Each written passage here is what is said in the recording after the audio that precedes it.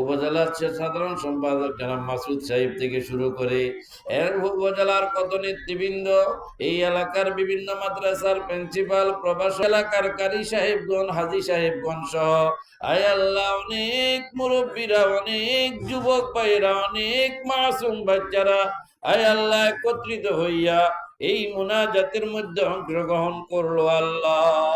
আজকের এই সুন্দর আয়োজন, এই বরকতময় আয়োজনে আমরা একত্রিত হয়ে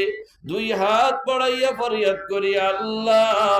জীবনের যত গুনাহ ছিল সগীরা কবিরা,